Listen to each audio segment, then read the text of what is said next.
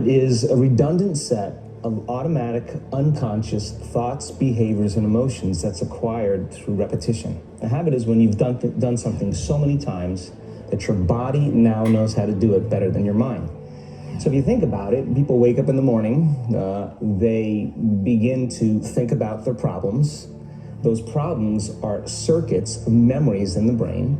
Each one of those memories are connected to people and things at certain times and places. And if the brain is a record of the past, the moment they start their day, they're already thinking in the past. Each one of those memories has an emotion. Emotions are the end product of past experiences. So the moment they recall those memories of their problems, they all of a sudden feel unhappy, they feel sad, they feel pain.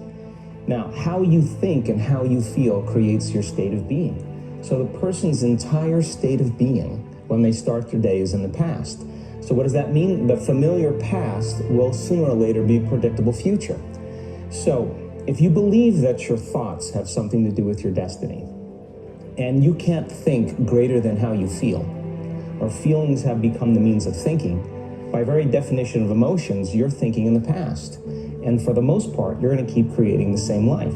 So then people grab their cell phone, they check their WhatsApp, they check their text, they check their emails, they check Facebook, they take a picture of their feet, they post it on Facebook, they tweet something, they do Instagram, they check the news, and now they feel really connected to everything that's known in their life. And then they go through a series of routine behaviors.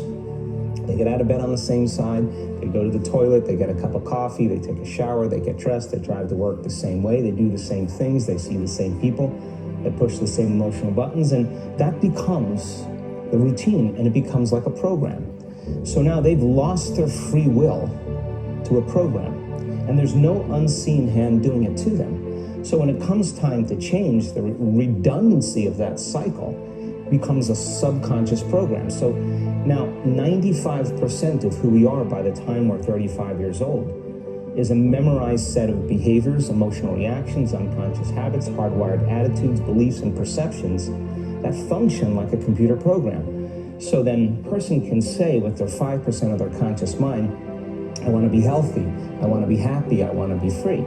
But the body's on a whole different program.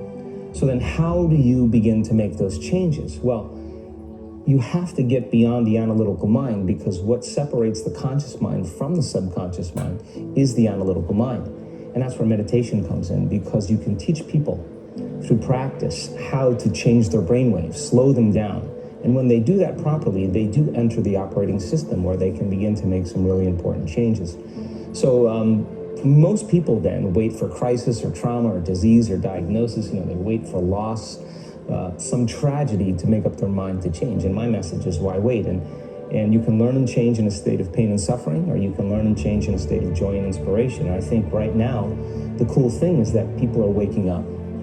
That's really interesting, and where I found the deepest hooks into how powerful this can be for somebody is when you talk about trauma, and you've talked about how people experience a traumatic event, but they then basically rehearse it, and how that then has this knock-on effect. So what is that? Why do people find it so hard to get past trauma?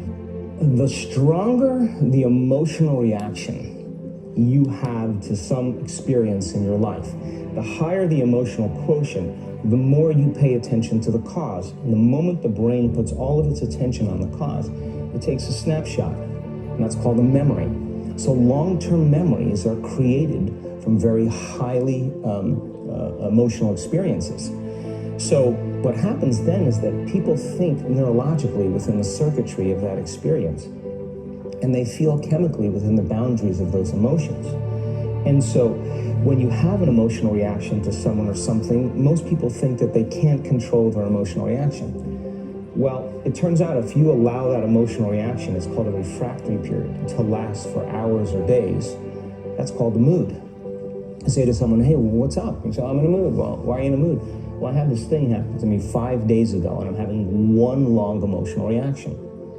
If you keep that same emotional reaction going on for weeks or months, that's called temperament. Why is he so bitter? I don't know, let's ask him. Why is he so bitter? Why are you bitter? Well, I had this thing happen to me 9 months ago. And if you keep that same emotional reaction going on for years on end, that's called a personality trait. And so learning how to shorten your refractory period of emotional reactions is really where the work starts. So then people, when they have an event, what they do is they keep recalling the event because the emotions of stress hormones, the survival emotions, are saying, pay attention to what happened because you want to be prepared if it happens again. Turns out most people spend 70% of their life living in survival and living in stress. So they're always anticipating the worst case scenario based on a past experience. And they're literally, out of the infinite potentials in the quantum field, they're selecting the worst possible outcome, and they're beginning to emotionally embrace it with fear. And they're conditioning their body into a state of fear. Do that enough times, body has a panic attack without you. You can't even predict it because it's programmed subconsciously. So then you say to the person, why are you this way? And they'll say, I am this way because of this event that happened to me 15 or 20 years ago. And what that means from a biological standpoint is that they haven't been able to change since that event. So then the emotions from the experience tend to give the body and the brain a rush of energy. So people become addicted to the rush of those emotions, and they use the problems and conditions in their life to reaffirm their limitation, so at least they can feel something. So now when it comes time to change, you say to the person, why are you this way?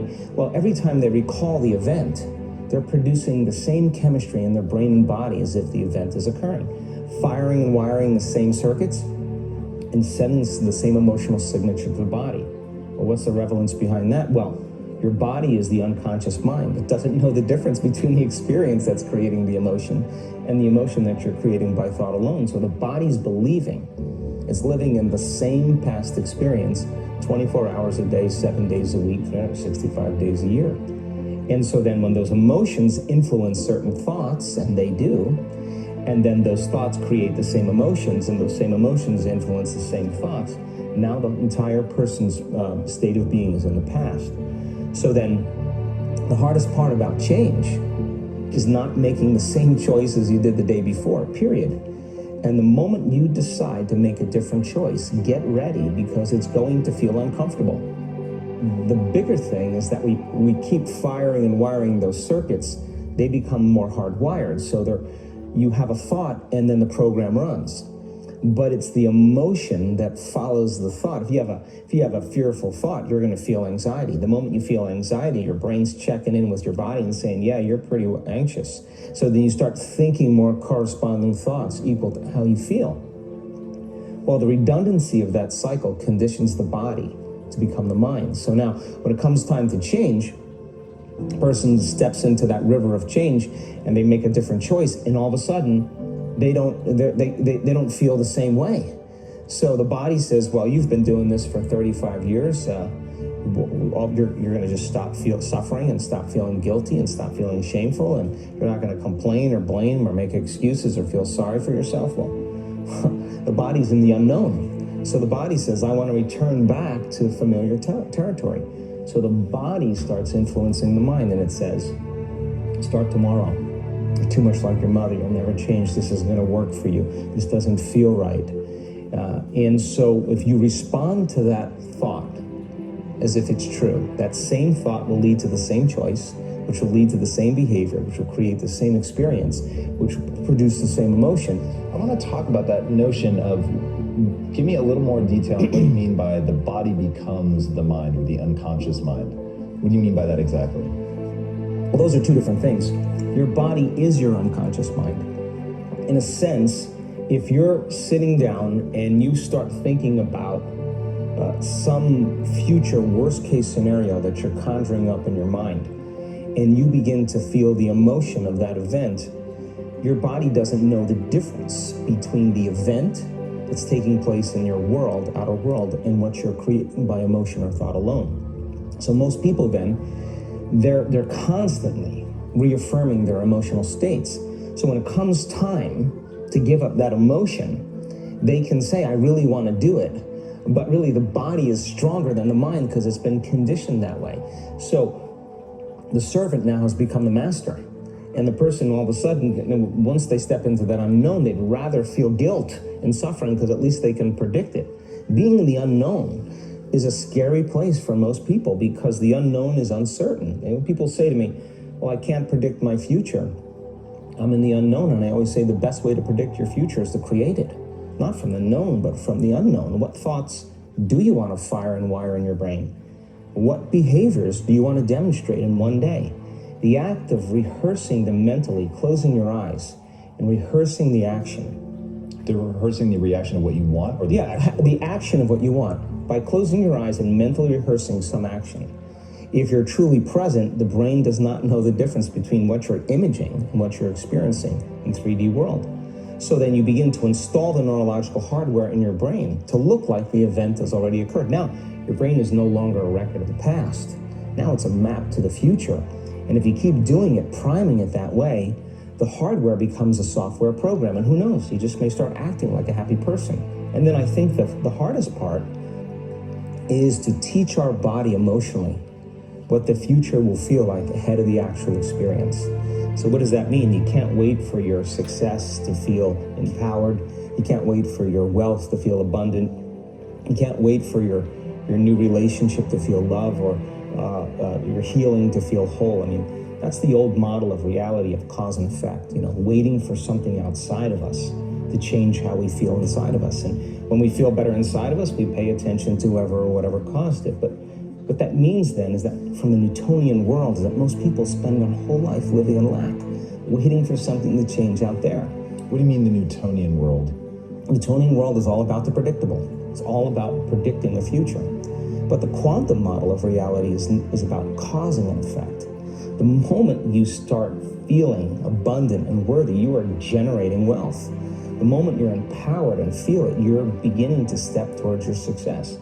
The moment you start feeling whole, your healing begins. And when you love yourself and you love all of life, you'll create an equal. And now you're causing an effect.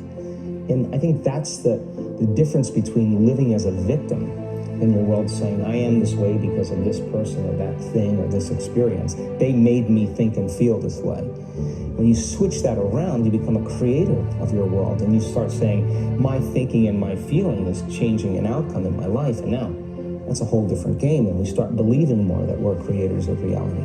So how do we go from, okay, I have this negative emotion, it's controlling my life, it's got me in this cycle of, I think about this emotion, which triggers a chemical reaction, which trains my body to feel that way, which makes it easier, more likely I will do it again, and so now I'm in this vicious cycle. And unconscious, and it's unconscious. Right, and you said, does your thinking create your environment, or does your environment create your thinking, which I thought was really, really interesting. So how do we then go from that, like mechanistically, to begin this visualization process of something that's empowering? It's me in a different state. It's my future self. Is it meditation? Is it, what does that look like? If you're not being defined by a vision of the future, then you're left with the old memories of the past, and you will be predictable in your life. And if you wake up in the morning and you're not being defined by a vision of the future, as you see the same people and you go to the same places and you do the exact same thing at the exact same time, it's no longer that your personality is creating your personal reality. Now your personal reality is affecting or creating your personality. Your environment is really controlling how you think and feel unconsciously, because every person, everything, every place, every experience has a neurological network in your brain. Every experience that you have with every person produces an emotion. So some people will use their boss to reaffirm their addiction to judgment. They'll use their enemy to reaffirm their addiction to hatred. They'll use their friends to reaffirm their addiction to suffering. So now they need the outer world to feel something. So to change then is to be greater than your environment, to be greater than the conditions in your world. And the environment is that seductive. So then why is meditation the tool? Well, let's sit down, let's close our eyes. Let's disconnect from your outer environment. So if you're seeing less things, there's less stimulation going to your brain. If you're playing soft music or you have earplugs in, less sensory information coming to your brain, so you're disconnecting from your environment. If you can sit your body down and tell it to stay like an animal, stay right here. I'm gonna feed you when we're done. You can get up and check your emails, you can do all your texts, but right now, you're gonna sit there and obey me. So then, When you do that properly, and you're not eating anything or smelling anything or tasting anything, you're not up experiencing and feeling anything, you would have to agree with me that you're being defined by a thought, right?